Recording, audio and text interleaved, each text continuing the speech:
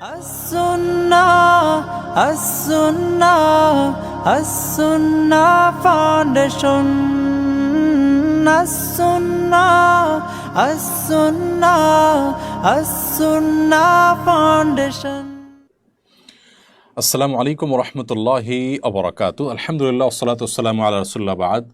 সুপ্রিয় দর্শক শ্রোতা ভাই বোন, আজ আমাদের নির্ধারিত সময়ে লাইভ অনুষ্ঠানটি আমরা শুরু করেছিলাম, কিন্তু যান্ত্রিক গোলযোগের কারণে আমাদেরকে অনুষ্ঠানটি পজ করতে হয় এবং নতুন করে শুরু করতে হয়, এবং অনাকাঙ্ক্ষিত এই সমস্যার জন্য আমরা দুঃখ প্রকাশ করছি এবং আপনারা অনেকেই দীর্ঘ সময় পর্যন্ত অপেক্ষা করেছেন, সেজন্য আমাদের এই অনাকাঙ্ক্ষিত বিলম্ব বা ত্রুটিকে ক্ষমা সুন্দর দৃষ্টিতে দেখবেন। আমরা ইনশাআল্লাহ বিদিনিল্লাহ এখন থেকে আপনাদের সঙ্গে আজকের নিয়মিত যে লাইভ অনুষ্ঠানটি সেটি ইনশাআল্লাহ বিদিনিল্লাহ কন্টিনিউ করব। প্রিয় দর্শক, দুঃখিত, অনুষ্ঠানটি আপনারা আমাদের ভেরিফাইড ফেসবুক পেজ, আমাদের ইউটিউব চ্যানেল সবগুলোতে একযোগে দেখতে পাচ্ছেন, এবং আমরা ইনশাআল্লাহ বিদিনিল্লাহ 1 ঘন্টা ব্যাপী এখন থেকে আপনাদের সঙ্গে এই লাইভ অনুষ্ঠানটিতে থাকার চেষ্টা করব। যেহেতু আমরা বিলম্ব করে ফেলেছি, ভূমিকা না গিয়ে আসুন প্রশ্নোত্তরের আলোকিত ভবনের সরাসরি আমরা প্রবেশ করি, এবং আমি আশা করছি আপনারা আমাকে শুনতে পাচ্ছেন এবং সঠিকভাবে দেখতে পাচ্ছেন, এবং কোনো সমস্যা আশা করছি এবার হচ্ছে না। দীর্ঘদিন পর্যন্ত আলহামদুলিল্লাহ আমরা অনেকটা ত্রুটিহীনভাবে এই লাইভ অনুষ্ঠানটি পরিচালনা করেছি। আজকে অনেকদিন পর আমাদেরকে সমস্যার মুখোমুখি হতে হয়েছে, সেজন্য আমরা দুঃখ প্রকাশ করছি আবারও। আমি দেখতে পাচ্ছি এখানে আহমেদ ইউসুফ আপনি লিখেছেন, আমি কোরিয়া প্রবাসী। আপনি লিখেছেন, আমার কলিগ বৌদ্ধ ধর্মের অনুসারী, আমি যদি তাকে টাকা ধার দেই তাহলে ইসলামী শরিয়া মোতাবেক আমি সওয়াব পাবো কিনা? ভাই আহমদ ইউসুফ, আপনি অন্য ধর্মাবলম্বী কাউকে টাকা ধার দিতে পারেন, এমনকি ডোনেশন করতে পারেন, কোনো সহযোগিতা করতে পারেন, সেটি সম্পূর্ণ শরিয়া দৃষ্টিকোণ থেকে বৈধ এবং জায়েজ একটি কাজ। অ্যাজ এ মানুষ তাদেরকে আপনি উপকার করতেই পারেন। তবে আপনি আপনার নিয়ত যদি এটা রাখেন যে একজন অন্য ধর্মাবলম্বী ভাইকেও আমি দান করছি বা তাকে টাকা ধার দিচ্ছি, তার কষ্ট লাঘব করছি, কেন?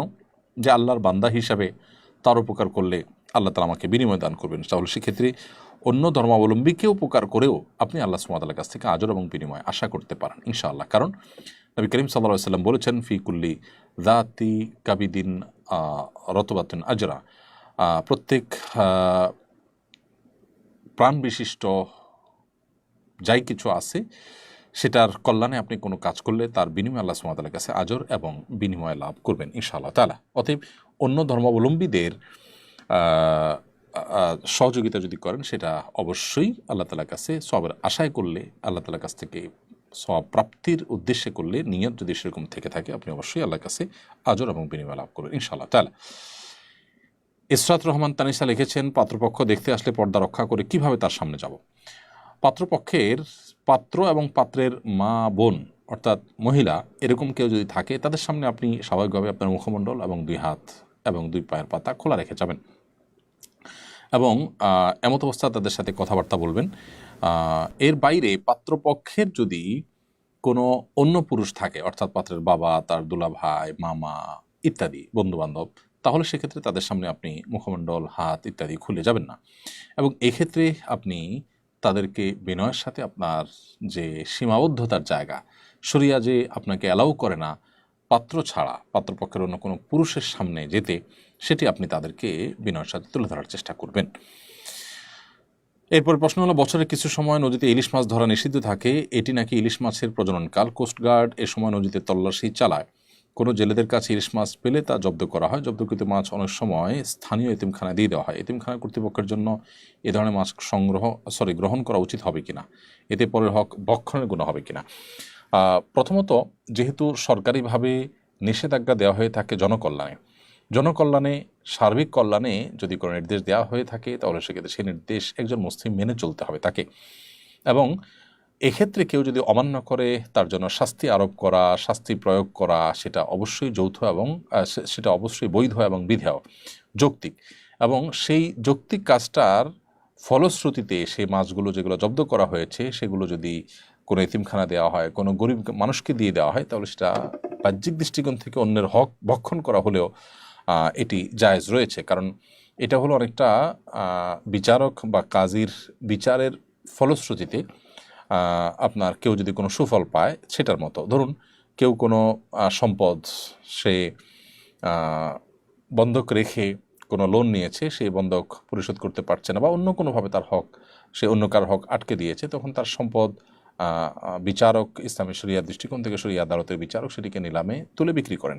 তো নিলামে তুলে বিক্রি করলে এক্ষেত্রে বিক্রেতার কিন্তু সম্মতি নেই, কিন্তু বিচারক জনকল্যাণে যখন এই উদ্যোগ নেন এবং যৌক্তিক কারণে যখন উদ্যোগ নেন, সেটি যেরকম ক্রেতার জন্য গ্রহণ করা জায়েজ, ঠিক একইভাবে এখানেও এই মাছ এতিমখানা কর্তৃপক্ষের জন্য গ্রহণ করা জায়েজ বলে আমরা মনে করি। আল্লাহু আ'লাম বিসওয়াব। বিয়েতে বরযাত্রী খাওয়ানো আমাদের সমাজে প্রচলিত, এর শরীআই বিধান কি? বরযাত্রা নিয়ে আমরা এর আগে বিভিন্ন প্রশ্নের উত্তরে বিভিন্ন সময় বলার চেষ্টা করেছি। বিবাহকে কেন্দ্র করে শরিয়া একটি খাবারের অনুষ্ঠানকে অ্যালাউ করেছে, সেটা হলো ওলিমার অনুষ্ঠান। ওলিমার অনুষ্ঠানটা হলো বিবাহ কেন্দ্রিক একমাত্র বিধিবদ্ধ বা শরঈ অনুষ্ঠান। এছাড়া এই যে বরযাত্রা বলুন অথবা এই জাতীয় আরও যে সমস্ত আয়োজন আছে, গায়ে হলুদ টলুদ, এগুলো কোনটার সাথে আসলে শরিয়ার কোনো সম্পর্ক নেই। এগুলোতে যদি অন্যের প্রতি জুলুমের ব্যাপার থাকে, যেমন বরযাত্রী খাওয়ার যে কালচার, এই কালচারটি সমাজে প্রতিষ্ঠিত হওয়ার ফলে যারা ধনী তারা হয়তো সন্তুষ্ট চিত্তে খাওয়ান, খুশি মনে খাওয়ান পাত্রপক্ষকে, কিন্তু যারা গরিব মানুষ, ওই ধনী মানুষদের এই কালচারকে ডেভেলপ করার, প্রতিষ্ঠিত করার কারণে তারাও, অর্থাৎ গরিব মানুষরাও নিরুপায় হয়ে এখানে অর্থ ব্যয় করতে হয়, লোন করে করতে হয়, এটা তাদের উপরে চাপ হয়। যেহেতু এখানে সামাজিক একটা সংস্কৃতি তৈরি হচ্ছে এবং এক শ্রেণীর মানুষ ক্ষতিগ্রস্ত হয় এর ফলে, যার কারণে এই কালচারকে, এই সংস্কৃতিকে আমাদের না বলতে শেখা উচিত এবং এটাকে অ্যাভয়েড করা উচিত।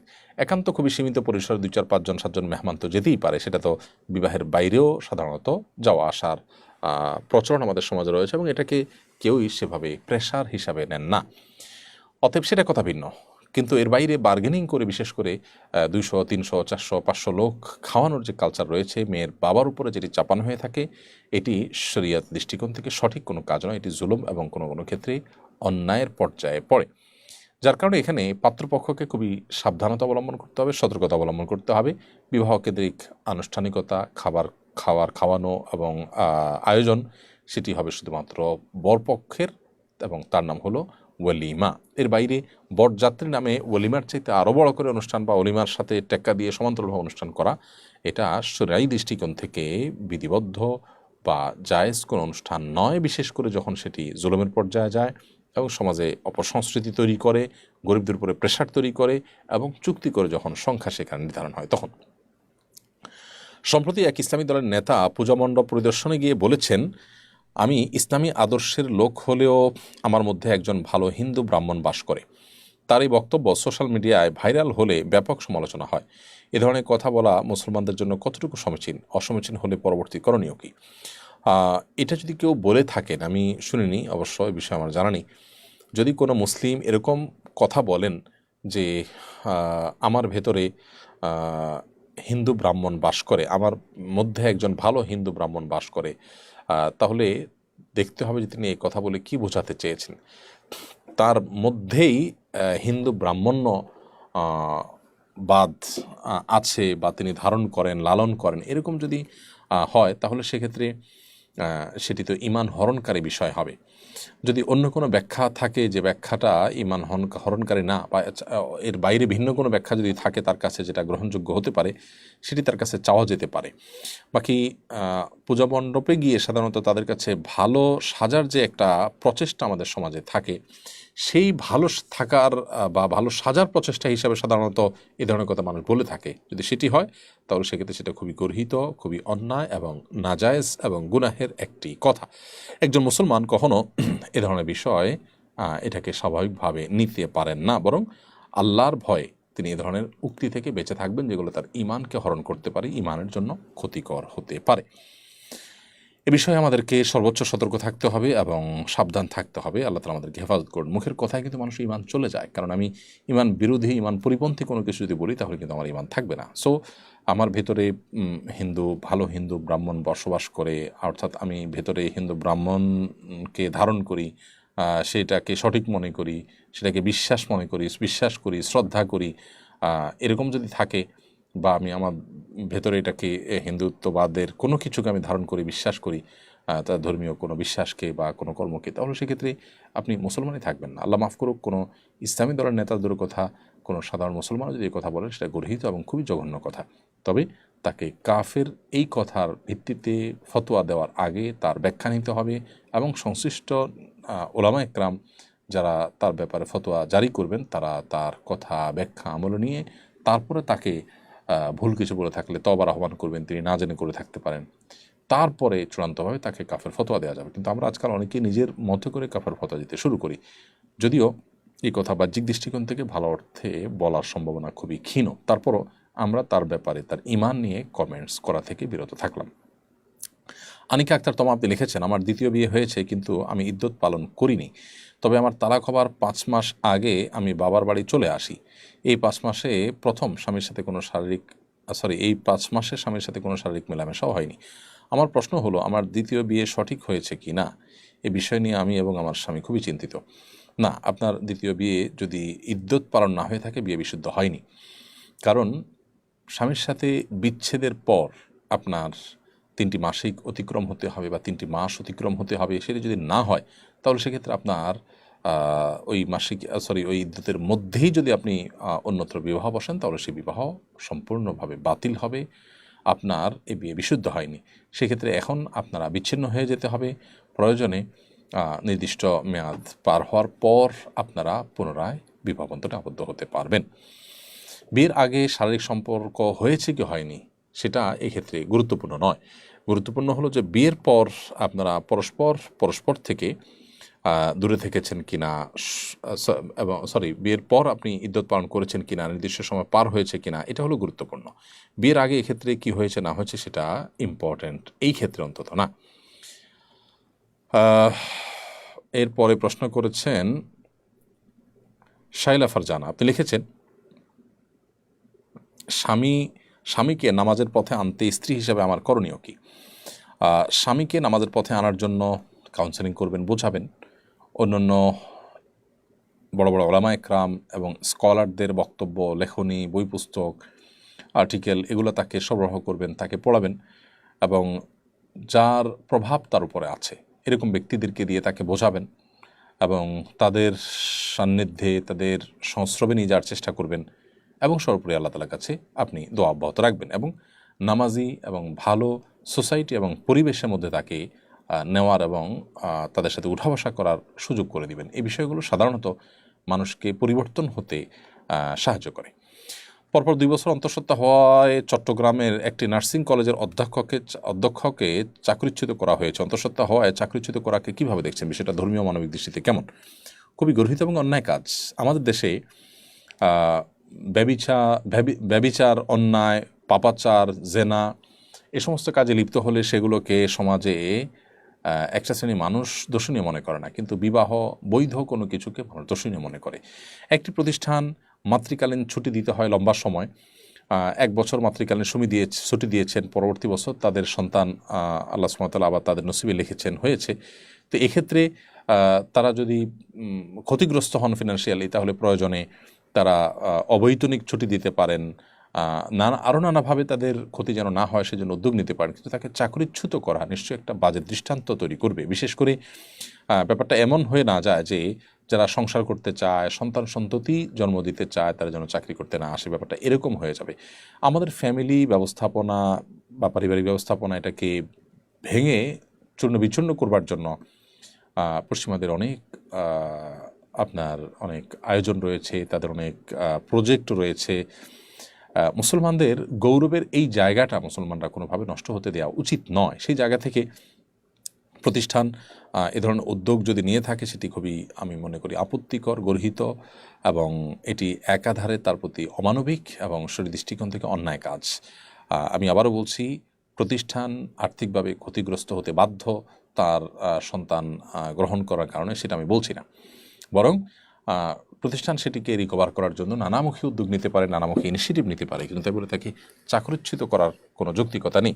নিশ্চয়ই একই প্রতিষ্ঠানে অন্য অনেক মেয়ে আছে যারা অবিবাহিত কিংবা বিবাহিত, তাদের সন্তান হচ্ছে না বছরকে বছর ধরে, তাহলে সেই সুফলটাও তো প্রতিষ্ঠান ভোগ করছে। বিধায় সব ক্ষেত্রে যদি শুধু কমার্শিয়াল চিন্তা করা হয় সেটা দুর্ভাগ্যজনক বিষয় হবে। আর এই ভদ্রমহিলার পরপর 2 বছর অন্তঃসত্ত্বা হওয়ার মানে এই নয় যে যত বছর তিনি চাকরি করবেন তত বছর তিনি অন্তঃসত্ত্বা হয়েই যাবেন, ব্যাপারটা তো সেরকম না। বিধায় এই ব্যাপারে আরও সহনশীলতার সাথে তাদের আচরণ করা উচিত ছিল বলে মনে করি। আমি আশা করব তারা তাদের সিদ্ধান্তকে প্রত্যাহার করবেন এবং যৌক্তিক কোনো সিদ্ধান্তে তারা উপনীত হবেন। রূপামৃধা আপনি লিখেছেন, ডেঙ্গু পরিস্থিতি খুবই খারাপ, এ থেকে রক্ষা পেতে করণীয় কী? আমাদের দুর্ভাগ্যের বিষয় হলো সমাজে এত সমস্যা এবং এত সংকট সব সময় চলমান থাকে যে অনেক বড় বড় জটিল জটিল ইস্যুগুলো আমাদের চোখের আড়ালে থেকে যায়। যার ফ্যামিলিতে কেউ ডেঙ্গুতে আক্রান্ত হয়েছে, চরম পরিস্থিতির শিকার হয়েছেন, তিনি জানেন হসপিটালগুলোতে ডেঙ্গু রোগীদের কি করুণ পরিস্থিতি চলছে। কদিন পরপরই ডেঙ্গু রোগীদের সিরিয়াল পড়ে হসপিটালগুলোতে এবং শত শত মানুষ মারা যাচ্ছে, ক্ষতিগ্রস্ত হচ্ছে, লক্ষ লক্ষ কোটি কোটি টাকা খরচ হচ্ছে, শেষ হচ্ছে। আমাদের যারা যখন দায়িত্বে থাকেন, মেয়র বা সংশ্লিষ্ট যারা থাকেন, তারা আমাদেরকে মুখরোচক কিছু বাণী শোনান, কিছু আইওয়াশ এর মতো কিছু কাজ তারা করেন, কিন্তু প্রকৃতপক্ষে যথাযথ উদ্যোগ গ্রহণ করবার মতো তেমন কোনো কাজ তাদেরকে করতে দেখা যায় না। অতএব এই জায়গাতে তাদের দায়িত্বটা তারা যথাযথ পালন যেন করেন, সেজন্য আমাদেরও সজাগ হতে হবে। যাকে তাকে আমরা ভোট দিলাম, যাকে তাকে নেতা বানালাম, যদিও আমরা লম্বা সময় ভোট দিতেই পারিনি, কিন্তু আমাদের নেচার হলো যে কেউ দাঁড়িয়ে যায়, মার্কা দেখে আমরা চোখ বন্ধ করে ভোট দিয়ে দিই এবং তারা জানে যে তারা জিতে যাবে। এই চোখ বন্ধ করে জিতে যাবে যে সেই চিন্তা থেকে তারা আসলে কাজ করে না। তাদের উপরে প্রেশার আমাদের তৈরি করা দরকার।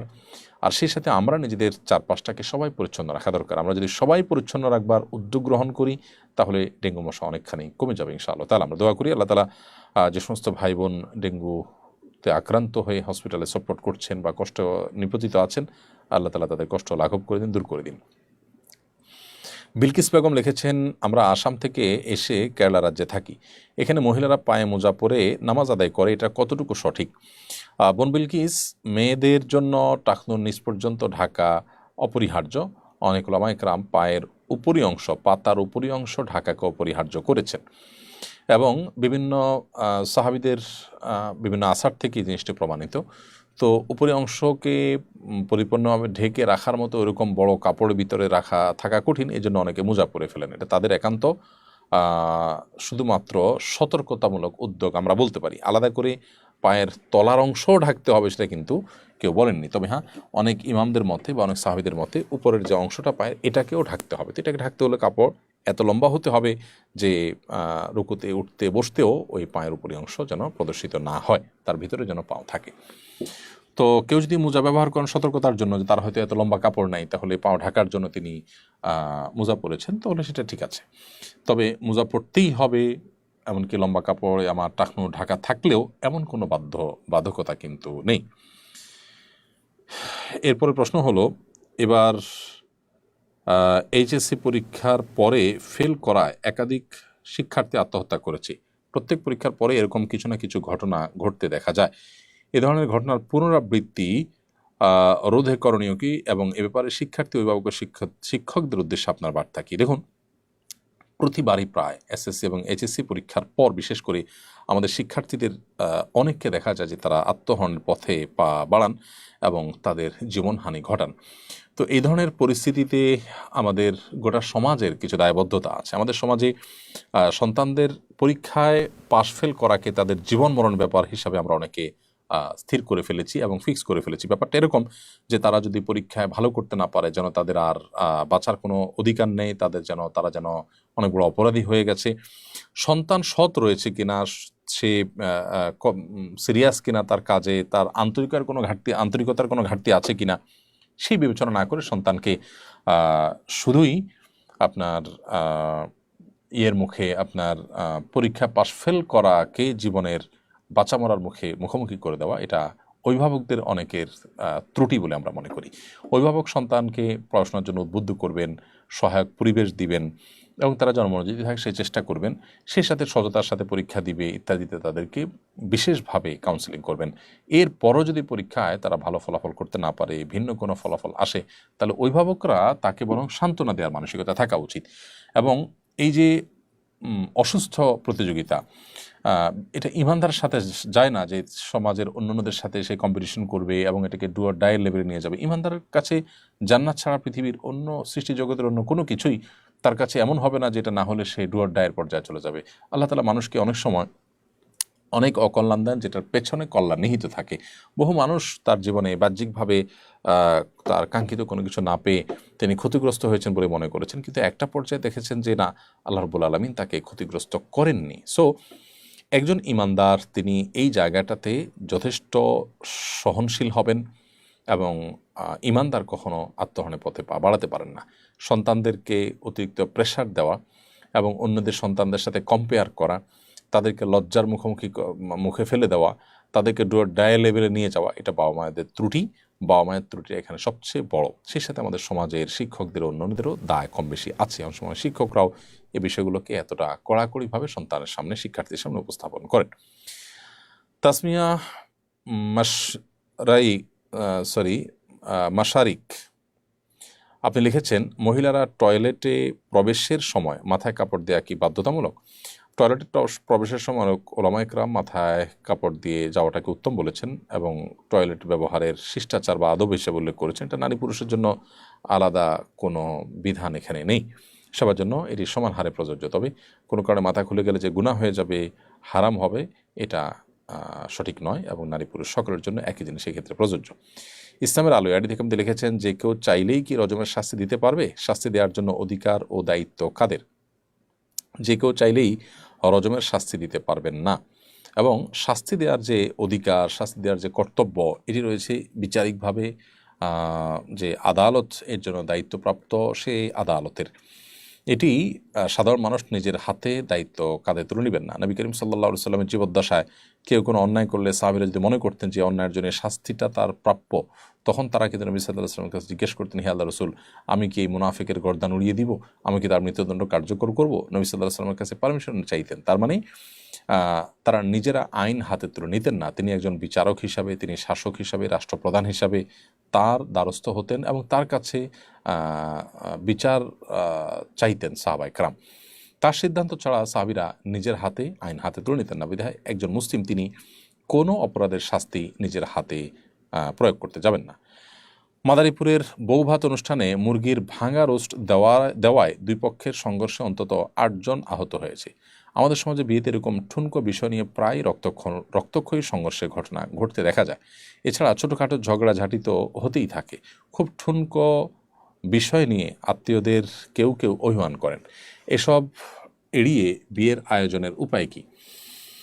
দেখুন, প্রথম কথা হলো, আমরা একটু আগে একটি প্রশ্ন উত্তরে বৌভাত সম্পর্কে বলেছিলাম, আপনার বরযাত্রা সম্পর্কে বলেছিলাম। এই বরযাত্রার যে সংস্কৃতি, এই সংস্কৃতিটা আমাদের সমাজে শরিয়ার সাথে যায় না এমন একটি সংস্কৃতি। বিয়েকে কেন্দ্র করে একমাত্র অনুষ্ঠান হয় ওলিমা। তাহলে প্রথমত অনুষ্ঠানের যে আধিক্য, সেগুলোও একটা সমস্যা আমাদের সমাজে। দ্বিতীয়ত হলো, মূল এবং বড় সমস্যা হলো যে আমরা দিন দিন অসহিষ্ণু এবং অসহনশীল হয়ে উঠছি। আমাদের ধৈর্য সহ্য দিন দিন কমে যাচ্ছে এবং সেটি কমে যাওয়ার মূল কারণ হলো যে আমাদের মধ্যে দ্বীনি চেতনা দুর্বল হয়ে যাচ্ছে, বস্তুবাদী চেতনা আমাদের মধ্যে অনেক বেশি শক্ত প্রবল হয়ে যাচ্ছে। আমাদের কাছে ইগো, মান সম্মান এটা অনেক বড়। এমনকি জাহান্নামে চলে গেলেও আমাদের দুনিয়াতে মান সম্মানের চিন্তা করতে হচ্ছে। এটি হলো ঈমান দুর্বলতার কারণে। একজন মানুষের যখন জান্নাত জাহান্নামের ব্যাপার হবে, তখন তিনি অবশ্যই জান্নাতকে প্রায়োরিটি দিবেন, জাহান্নাতমুখী কর্মকাণ্ড থেকে বেঁচে থাকবেন। আপনি মেহমান হয়ে গিয়েছেন, আপনাকে যা দেওয়া হয়েছে সেটা আপনি গ্রহণ করবেন। তাদের ভুলে হোক আর ইচ্ছায় হোক, যদি তারা কোনো প্রকার ত্রুটি করেছেন বলে মনে হয়, তাহলে সেখানে তাদের উপরে চড়াও হওয়া এটা রীতিমতো পৈশাচিক আচরণ এবং রীতিমতো এক নির্লজ্জ আচরণ। বিভিন্ন বিবাহকে কেন্দ্র করে এই ধরনের আচরণ আমরা দেখি এবং সেখানে বিশেষ করে কিছু অতি উৎসাহী মানুষজন বিয়েকে কেন্দ্র করে যায় এবং বিবাহকে কেন্দ্র করে পুরো এলাকার সব মানুষকে নিয়ে খাওয়াতে হবে। এই যে একটা কালচার, এই কালচার এ ধরনের অনেক অনাচারকে সৃষ্টি করে। এ ব্যাপারে আমাদের আরও সহনশীল এবং শরিয়ার ছাঁচে আসা দরকার। তাহলে আশা করা যায় এগুলো কমে যাবে ইনশাআল্লাহ তাআলা। রাকিব হোসেন আপনি লিখেছেন, কত বছর থেকে দায় রাখা উত্তম? দায় রাখা উত্তম উত্তমের ব্যাপার নয়। যখনই দায় উঠবে, প্রথম দাড়ি, তখন থেকে দায় রেখে দিতে হবে। দায় রাখার জন্য কোনো বয়সের সীমারেখা নেই। আল্লাহ তাআলা প্রথম যখন মুখে দায় দিবেন, তখন থেকে একজন পুরুষ তার দায়কে রেখে দিবেন। দত্তক নেওয়া কন্যা সন্তান কি বাবার সম্পত্তির ভাগ পাবে? যিনি কারোর কাছে দত্তক হয়ে এসেছেন, তার যে জন্মদাতা বাবা, সেই জন্মদাতা বাবার সম্পদের ভাগ তিনি ঠিকই পাবেন। তবে তাকে যিনি দত্তক এনেছেন, তার সম্পদের ভাগ কিন্তু তিনি পাবেন না। হ্যাঁ, যিনি তাকে দত্তক রেখেছেন, তিনি যদি তাকে খুশি মনে কোনো কিছু উপহার উপঢৌকন হিসেবে দেন, সেটি ভিন্ন বিষয়। কিন্তু যেহেতু তার রক্ত সম্পর্কীয় সন্তান নন, সেজন্য তার কাছ থেকে এখানে সম্পদের কোনো ভাগ তিনি পাবেন না। জিনিসপত্রের দাম দিন দিন মানুষের ক্রয় ক্ষমতার বাইরে চলে যাচ্ছে, এ ব্যাপারে একজন বিশিষ্ট নাগরিক হিসাবে কিছু বলবেন? দেখুন, এ ব্যাপারে আমাদের সবচেয়ে বড় কথা হলো যে জিনিসপত্র, বিশেষ করে আমাদের দেশে যে সমস্ত জিনিসপত্র উৎপাদন হয়, আরও নির্দিষ্ট করলে আমাদের একেবারে তরিতরকারি যে খাদ্যপণ্যগুলো আছে, এগুলোর দাম প্রায় শোনা যায় যে আমাদের ক্রয় ক্ষমতার বাইরে চলে গেছে, সীমা ছেড়ে চলে যাচ্ছে। যখন যারা ক্ষমতায় থাকেন, সরকার পরিচালনার দায়িত্বে থাকেন, তারা নানামুখী উদ্যোগ নিয়ে সেটাকে অনেক কষ্টে নিয়ন্ত্রণ করতে হয়। তো এই পরিস্থিতি কেন হচ্ছে? মূলত সরকারে যারা থাকেন, দায়িত্বশীল যারা থাকেন, তারা অসৎ হওয়ার কারণে বা তাদের উল্লেখযোগ্য অংশ অসৎ হওয়ার কারণে দেখা যায় যে তারা যথাযথ অভিযান পরিচালনা করে এখানে অসাধু যে সিন্ডিকেট থাকে, মজুতদাররা থাকে, যারা কৃত্রিমভাবে সংকট তৈরি করে মানুষের কাছ থেকে টাকা হাতিয়ে নেয়, মানুষকে বিপদের মুখে ফেলে, নাবিশ্বাস সৃষ্টি করে মানুষের, তাদের ব্যাপারে অভিযান পরিচালনা করা, তাদের ব্যাপারে অ্যাকশনে যাওয়া, এই কাজগুলো থেকে বিরত থাকে দেখা যায় যে সরকারের সংশ্লিষ্ট মহলের কর্মকর্তারা, কারণ তারা নিজেরাই হয়তো তার সুবিধাভোগী। তো এটি একটি কারণ। দ্বিতীয়ত হলো যে ব্যবসায়ী যারা আছে তাদের অনেকেই ইসলামের সঠিক বার্তা বা ইসলামের সঠিক বুঝ তারা পাননি। তারা মনে করেন যে নামাজ, রোজা, হজ, জাকাত এগুলোর নামই শুধুমাত্র ইসলাম। এই জন্য তাদের অনেকে দেখা যায় মুখে দাঁড়িয়ে আছে, মাথায় টুপি আছে, তাদের লেবাস দেখে বোঝা যায় তারা নামাজ কালামও পড়েন মাশাআল্লাহ, অথচ অ্যাজ এ মুসলিম তিনি তার ব্যবসা করার ক্ষেত্রে মানুষের কষ্টের কারণ হচ্ছে কিনা, মানুষের প্রতি কোনো অন্যায় অবিচার হচ্ছে কিনা, এই বিষয়গুলো তারা দেখেন না। নবী সাল্লাল্লাহু আলাইহি ওয়াসাল্লাম বলেছেন, আল মুহতাকিরু খাতি, যে ব্যক্তি মজুতদারি করে এবং আপনার সিন্ডিকেট সৃষ্টি করে জিনিসপত্রের দাম বৃদ্ধি করে, সে পাপিষ্ঠ, অপরাধী এবং সে গুনাহগার। নবী করিম সাল্লাল্লাহু আলাইহি ওয়াসাল্লামের আরেকটি হাদিস আছে, মুসনাদ আহমদ এবং মুসনাদ হাকিমে বর্ণিত হয়েছে।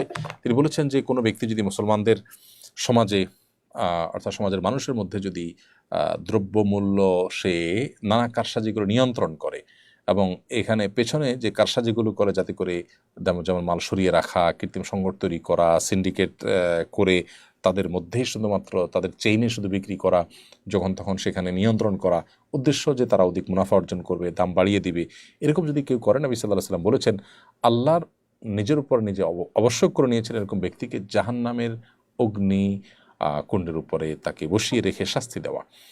তো এই ভয়াবহতা আমরা অনেক ব্যবসায়ীদেরকে দেখি যে তারা বোঝেন বলে মনে হয় না। তারা ইসলামের অন্যান্য কাজ করছেন, মসজিদ মাদ্রাসা করছেন, অথচ পাশাপাশি এই কাজটা করছেন, যেটা খুবই গর্হিত কাজ। অতএব সেই জায়গা থেকে তাদেরকে সরে আসতে হবে। আবার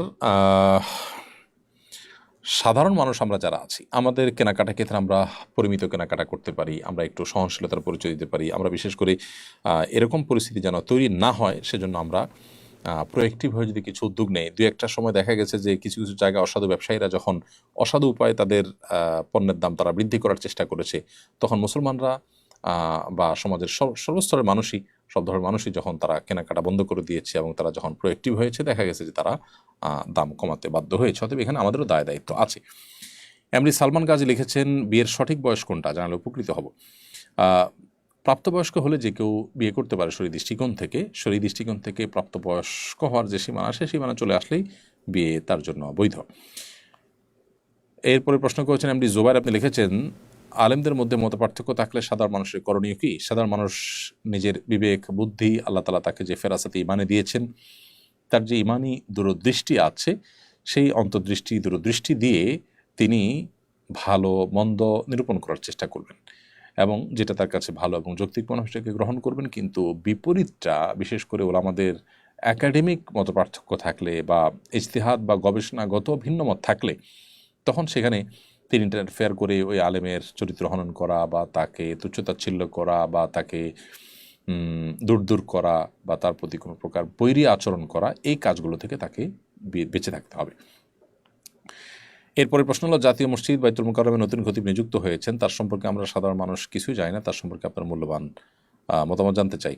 জাতীয় মসজিদে আলহামদুলিল্লাহ খতিব হিসেবে নিযুক্ত হয়েছেন মাওলানা মুফতি আব্দুল মালিক হাফিজাহুল্লাহ রাহ। বাংলাদেশের খুব আলেমদের মধ্যে প্রথিতযশা একজন আলেম তিনি, এবং অনেক বড় মাপের একজন গবেষক, হাদিস বিশারদ এবং ইসলামের বিভিন্ন জ্ঞানের জগতে তার অসামান্য অবদান রয়েছে অনেকগুলো গবেষণা, এবং দক্ষ, বিচক্ষণ এবং গবেষক যোগ্য আলেম গড়ে তোলার ক্ষেত্রে তিনি কারিগরের ভূমিকা পালন করছেন। তার মতো মানুষ বাইতুল মুকাররম ক্ষতি হওয়া নিশ্চয়ই একটি যুগান্তকারী কাজ, উদ্যোগ।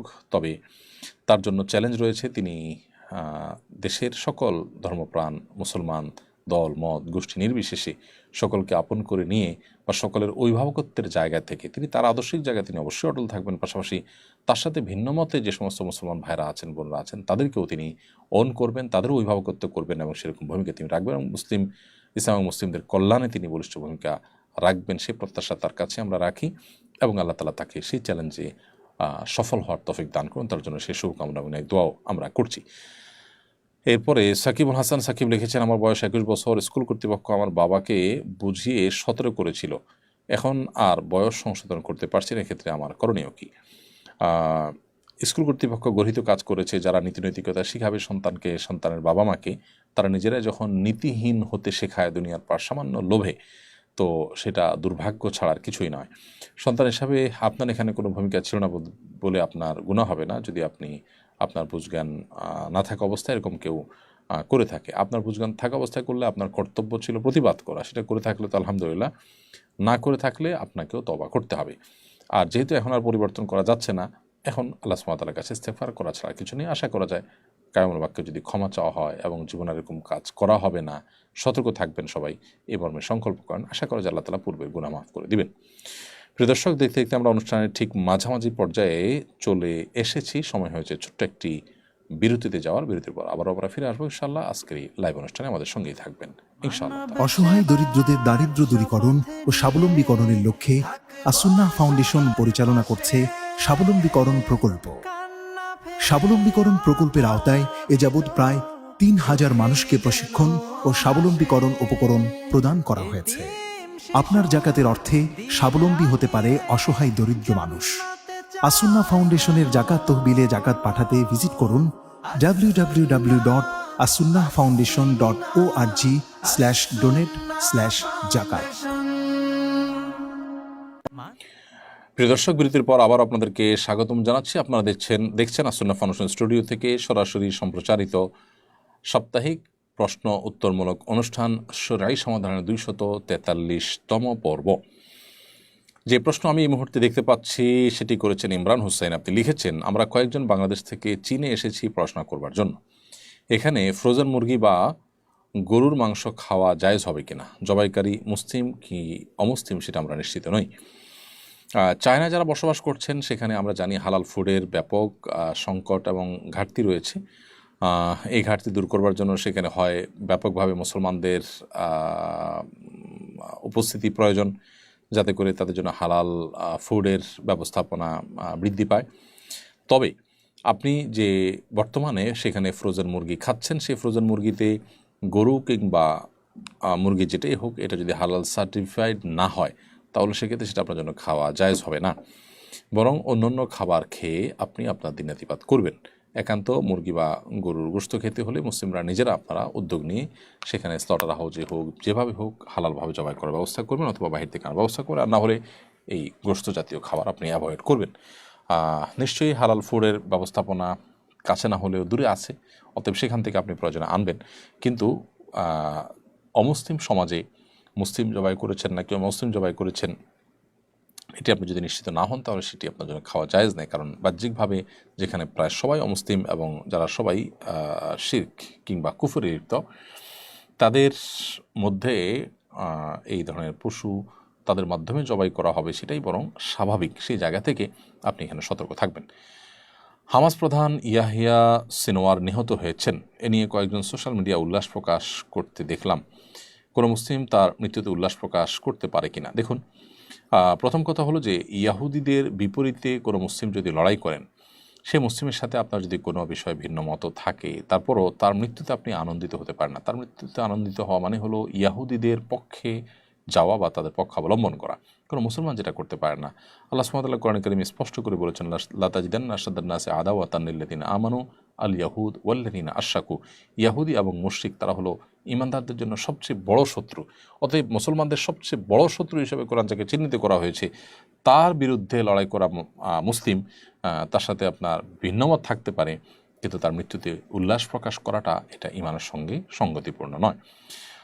মুসলমান তার চিন্তাধারার কাছাকাছি যে অবস্থান করছে তার পক্ষ অবলম্বন করার চেষ্টা করবে। যেমন সূরা রুমের শুরুতে যে আল্লাহ রাব্বুল আলামিন বলেছেন আলিফ লাম মিম গলিবাতির রুম, এখানে যে রোমানদের পরাজয়ে মুসলিমরা মন খারাপ করেছেন, রোমানদের জয় যারা চেয়েছিলেন, সেখানে রোমানরা কিন্তু মুসলমান ছিলেন না, তারা খ্রিস্টান ছিলেন।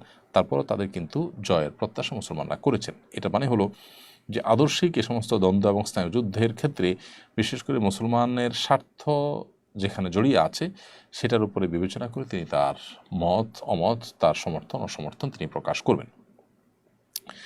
এমডি রাশেদ আপনি লিখেছেন, অনেক চেষ্টা করে আপনার নজরে আসতে পারতেছি না, আমি এক নালায়েক বান্দা। ভাই রাশেদ, আল্লাহ তাআলা আপনার প্রতি রহম করুন। আমাদের এই সীমাবদ্ধতাকে ক্ষমা করবেন যে আমরা আপনাদের সমস্ত কমেন্টগুলো পড়তে পারি না, তবে আমাদের চেষ্টায় কোনো ত্রুটি থাকে না যে আপনাদের কমেন্টগুলো বেশি থেকে বেশি সংখ্যক কমেন্ট যেন আমরা পড়তে পারি, দেখতে পারি। আপনি অবশ্য কি বলতে চেয়েছেন এই কমেন্টে সেটা লিখলে আমরা হয়তো আপনার মনের কথাটা জেনে যেতাম।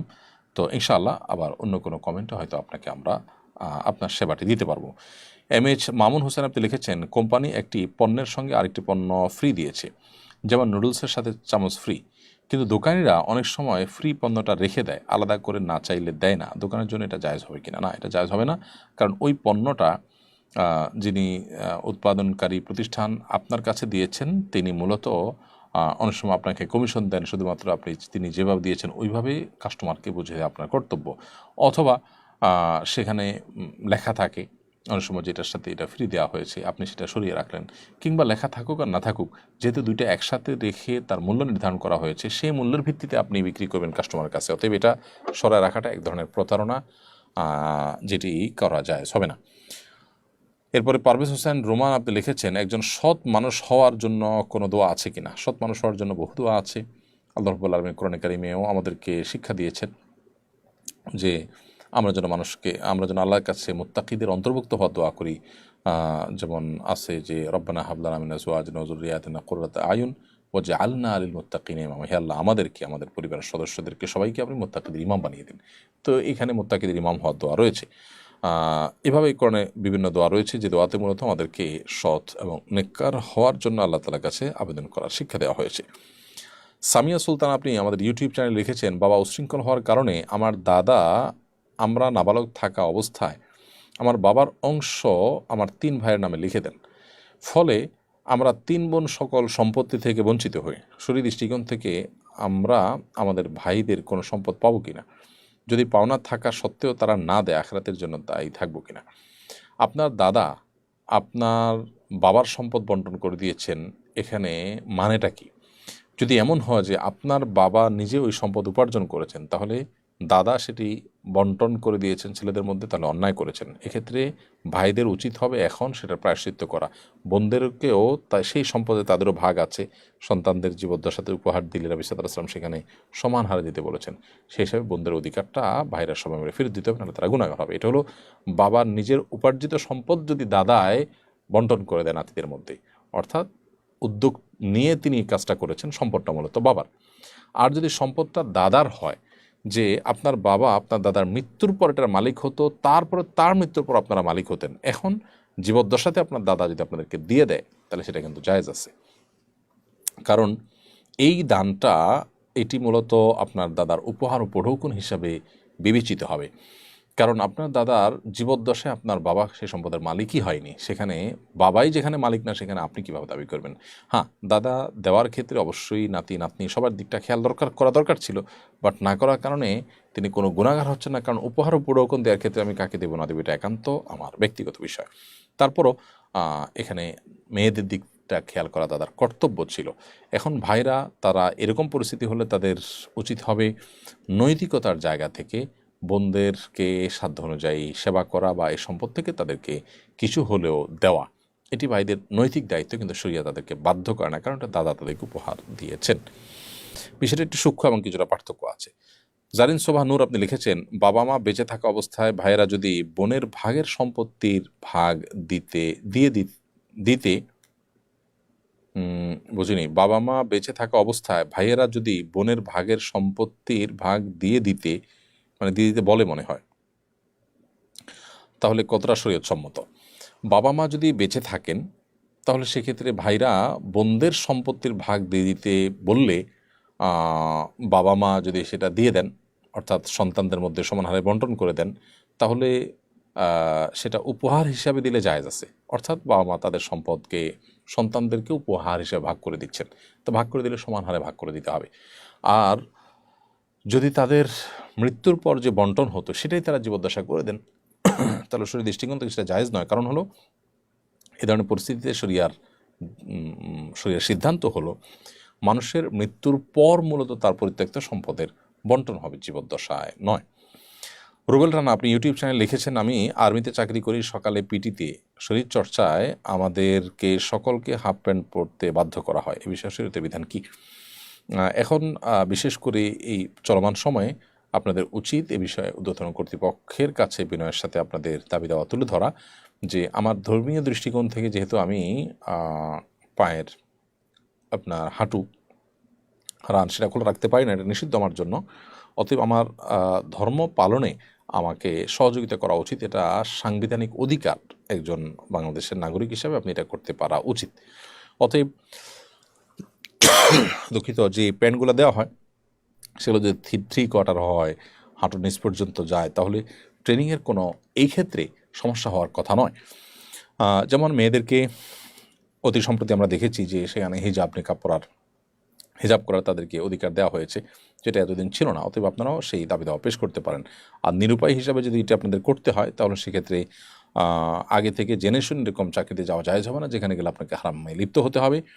আর যদি আপনি জেনে শুনে বা না জেনে গিয়েছেন, এখন আপনি ফেঁসে গিয়েছেন, আবার ব্যাক করা আপনার জন্য কঠিন হয়ে যায়, তাহলে সেক্ষেত্রে আল্লাহর কাছে আপনার ইস্তেগফার করতে হবে এই অনিচ্ছাকৃত অন্যায়ের জন্য।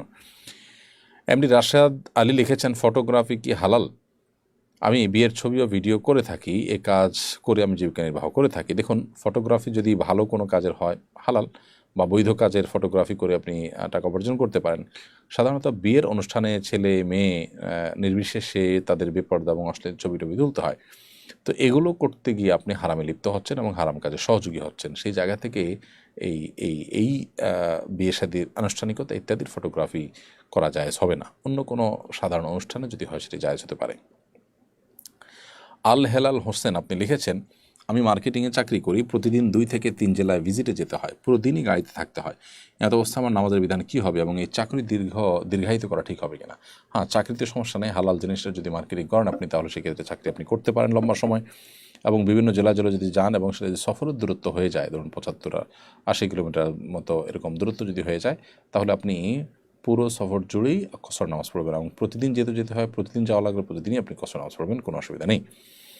ইকরা ইসলাম লিখেছেন, আমি বারবার আমার নফসের কাছে হেরে যাই, আমাকে উপদেশ দিবাজিত করবেন। দেখুন, নফসের কাছে মানুষ হেরে যায় তখনই যখন নফসকে সে নিয়ন্ত্রণ করতে পারে না। আর নফসকে নিয়ন্ত্রণ করবার জন্য আল্লাহ সুবহানাহু ওয়া তাআলার কাছে কায়মন বাক্যে দোয়া এবং চোখের পানি ফেলা উচিত।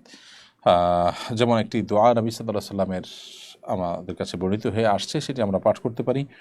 আল্লাহুম্মা আতি নফসি তাকওয়াহা ওয়া যাক্কিহা ওয়া আনতা খায়রু মান যাক্কাহা। আল্লাহ, আপনি আমার অন্তরকে তাকওয়া দান করুন, আমার অন্তরকে আপনি পরিশুদ্ধ তা দান করুন। এছাড়া সকাল সন্ধ্যার দোয়ার ভিতরেও কিছু কিছু দোয়া আছে, যে দোয়াগুলোতে আল্লাহ তাআলার কাছে নিজের অন্তর যেন আল্লাহর কাছে নিয়ন্ত্রিত থাকে, অন্যায় এবং প্রবৃত্তির তাড়না থেকে মানুষ যেন বেঁচে থাকতে পারে, সেজন্য আল্লাহর কাছে প্রার্থনা করা হয়ে থাকে। তো সেইভাবে আমরা আল্লাহ তাআলার কাছে দোয়া করতে থাকবো। সেই সাথে যারা নফসকে নিয়ন্ত্রণ করতে পারেন, সেরকম সংগ্রামী সাধক মানুষগুলোর সান্নিধ্য, তাদের সংস্রব, তাদের একান্ত, তাদের যে দিক নির্দেশনা, সেটি গ্রহণ করে চলাটা এক্ষেত্রে বেশ গুরুত্বপূর্ণ একটি সমাধান। কাফিল উদ্দিন আরমান লিখেছেন, চুল রাখার সুন্নত তরিকা সম্পর্কে বিস্তারিত জানতে চাই। চুল 3 ভাবে রাখা সুন্নত, অর্থাৎ লম্বা করা সুন্নত পুরুষদের জন্য, কানের লতি বরাবর, কাঁধ বরাবর, অথবা কাঁধের মধ্যবর্তী জায়গা পর্যন্ত। এই 3 ভাবে, এটাকে জুম্মা, লিম্মা এবং ওয়াফরা বলে। এই 3 ভাবে চুল রাখা সুন্নত। আর পুরো মাথার চুলকে সমানভাবে ছোট করা, এটা হলো জায়েজ। আর এর বাইরে এক অংশে চুল রাখলাম, আরেক অংশ চাঁচলাম, এক অংশ একরকম, আরেক অংশ আরেক রকম, এরকম অভিনব কায়দায় যে চুল রাখা হয়, এটাকে কাজা বলা হয়। এটি হাদিসে নিষিদ্ধ এবং এটাকে মাকরুহ বলেছেন ফুকাহা ইকরাম। আর যে ইমন আপনি লিখেছেন, আমার বাবা মা হারাম খায়, আমি এই জন্য তাদের সাথে অনেক রাগারাগি করি, এতে কি আমার গুনাহ হবে? বাবা মা যদি হারাম খান, তাদেরকে আপনি বোঝাবেন, সতর্ক করবেন, আল্লাহর ভয় দিবেন, চোখের পানি ফেলে দোয়া করবেন এবং তাদেরকে বোঝানোর চেষ্টা করবেন। কিন্তু কোনো অবস্থাতেই তাদের সাথে রাগারাগি করা, অর্থাৎ রাগারাগি মানে হলো দুর্ব্যবহার করা, মুখ খারাপ করা, এটি আপনার জন্য জায়েজ নয়। তাদের পাপের জন্য তাদেরকে আল্লাহ তাআলার কাছে জবাবদিহি করতে হবে, কিন্তু আপনি যদি মুখ খারাপ করেন তাহলে কিন্তু আপনি গুনাহগার হয়ে যাবেন। শাহান ভাই এটি থেকে আপনি লিখেছেন, খাতনা না করা থাকলে কি সত্যি নামাজ হবে না? নামাজ হয়ে যাবে, কিন্তু খাতনা করাটা গুরুত্বপূর্ণ সুন্নাত মুআক্কাদা, অনেক ইমামদের মধ্যে এটি ওয়াজিব, যার কারণে খাতনা না করা থাকলে নামাজ হয়ে গেলেও খাতনা না করা থাকলে খাতনা করার উদ্যোগ নিতে হবে। এমনকি বয়স্ক হয়ে যাওয়ার পরে যদি কারোর খাতনা করা ছাড়া থাকেন, তারপরেও তার খাতনা করার নির্দেশ উলামায়ে কেরাম দিয়েছেন। এমডি কামাল আপনি লিখেছেন, আমি একজন প্রবাসী, প্রায় 7 বছর চলছে, পরিবারের জন্য কিছুই করতে পারিনি, কখনো কখনো হতাশ হয়ে পড়ি। দোয়ার আরজি, আল্লাহ তাআলা ভাই কামাল আপনার এই কষ্ট দূর করে দিন, আমরা দোয়া করি।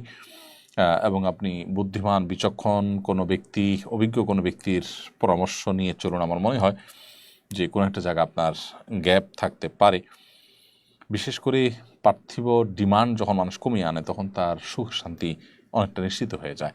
সেই সাথেই আত্মীয় স্বজনকে খুশি করার জন্য আমরা ভুল ওয়েতে অনেক সময় আগাই, তাতে না তারা খুশি হয়, না আমরা আমাদের যে পরিশ্রমটা সেটাকে সার্থক করতে পারি। তো এই জন্য সব মিলিয়ে অভিজ্ঞ প্রাজ্ঞ পণ্ডিত মানুষদের সান্নিধ্য, তাদের পরামর্শটা গুরুত্বপূর্ণ। মোহাম্মদ পিয়াস লিখেছেন, ফুপুর সাথে কথা না বললে কি গুনাহ হবে? ফুপুর সাথে যদি কথা না বলেন, 3 দিনের বেশি কথা বলেন না, আপনি বর্জন করে তাকে এড়িয়ে চলছেন, তাহলে অবশ্যই গুনাহ হবে।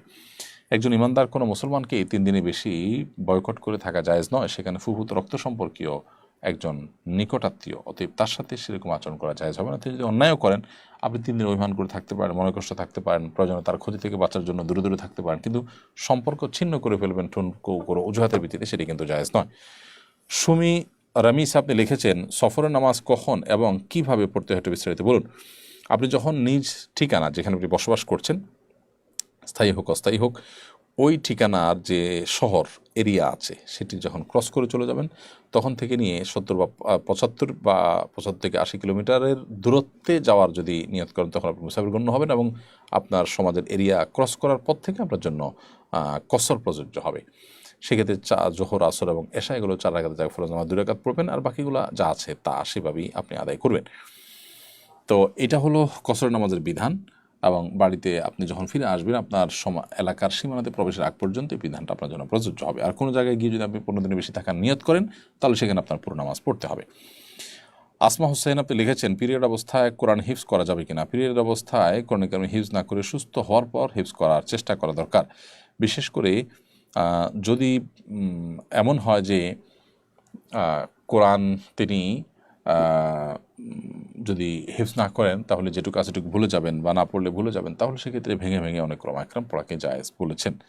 এমডি রাজীব আপনি লিখেছেন, মাগরিবের আজান শেষ হওয়ার কতক্ষণ পরে জামাত শুরু করতে হবে? যত দ্রুত সম্ভব জামাত শুরু করবেন।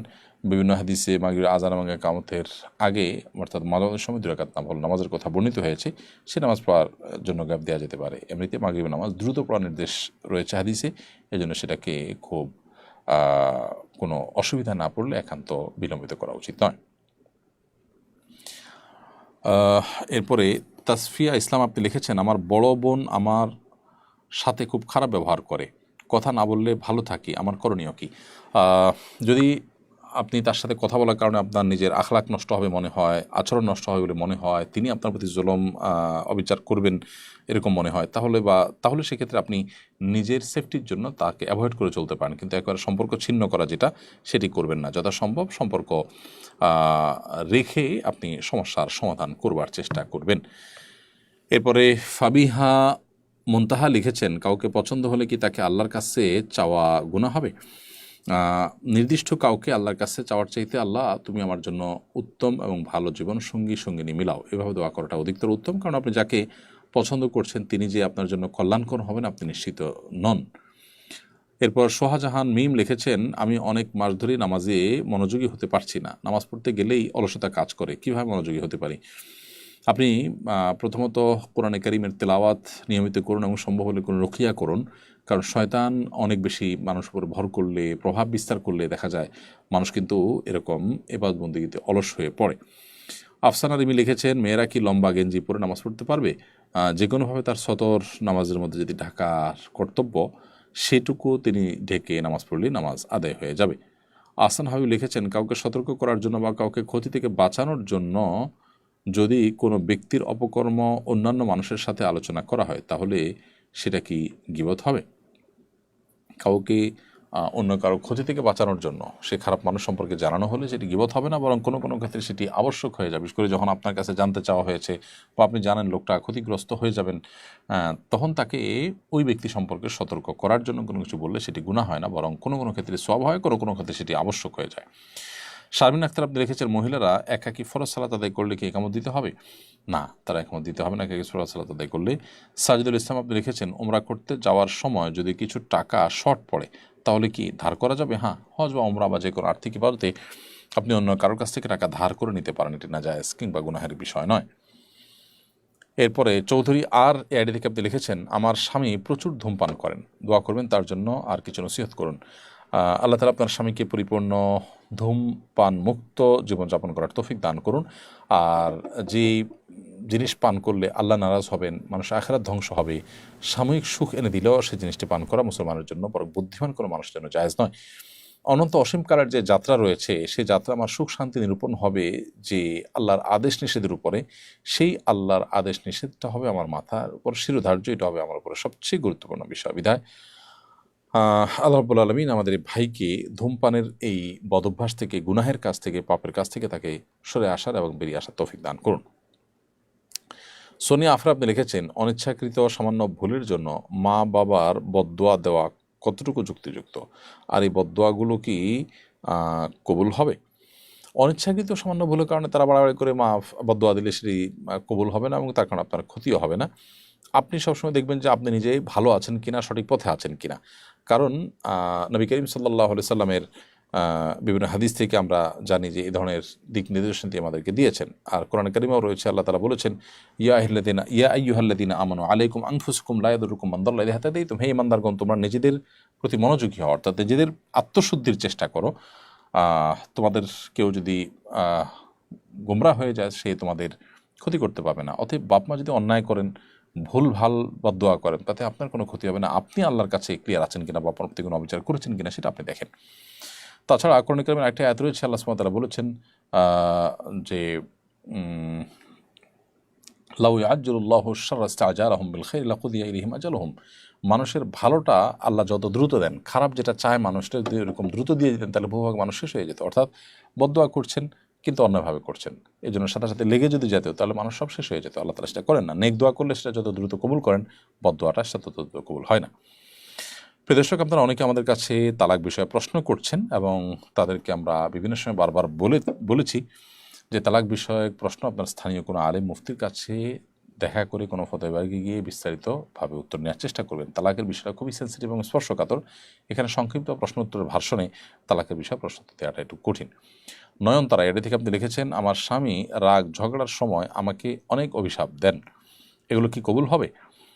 দেখুন, আপনার স্বামী রাগের সময়, ঝগড়ার সময়, এই জাতীয় সময়গুলোতে যদি আপনাকে অভিশাপ দেয়, একটু আগে যে প্রশ্ন উত্তরটা দিয়েছি আমরা, সেই প্রশ্নের উত্তরের আলোকে অন্যায়ভাবে অভিশাপ দিলে সেটি আপনার উপরে লাগবে না। তবে স্বামীকে বোঝানো উচিত, ইমানদার কখনো অভিসম্পাদকারী, গালমন্দকারী এবং অশ্লীল উক্তিকারী হতে পারে না। যদি কেউ করেন তাহলে সেক্ষেত্রে তার ইমানের দুর্বলতা সেটি প্রমাণ। এটি আপনার স্বামীকে বোঝাতে হবে।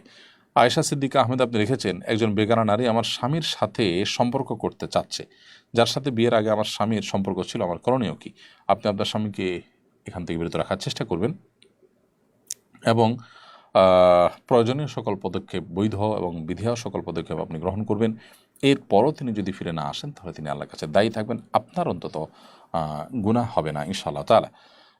তারপরে যদি সেই পরিবর্তন না হয়, আপনার তার সাথে সম্পর্ক রাখাটা আপনার রুচিতে বাধে, অবশ্যই একজন খারাপ মানুষের সাথে একজন ইমানদারের থাকার বিষয়টা জটিল, তাহলে সেক্ষেত্রে আপনি তার কাছ থেকে সরার জন্য উদ্যোগ নিতে পারেন।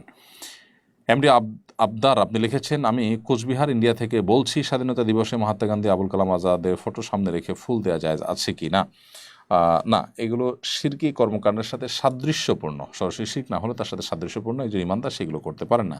আপনি যথাসময় এটাকে অ্যাভয়েড করবেন।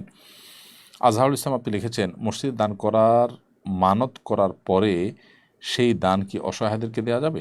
মসজিদে দান করার জন্য আপনি মানত করেছেন যে আমি এই কাজটা হলে এখানে এটা দান করব, তো সেটা আপনি অসহায়দেরকে দিতে পারবেন না, বরং যেটা যেখানে মানত করছেন সেখানে দিবেন। যদিও মসজিদে মানত করার কোনো একরাম সহি বা সঠিক মানত পড়েন না, তাহলে সেক্ষেত্রে মানতই বিশুদ্ধ হয় না।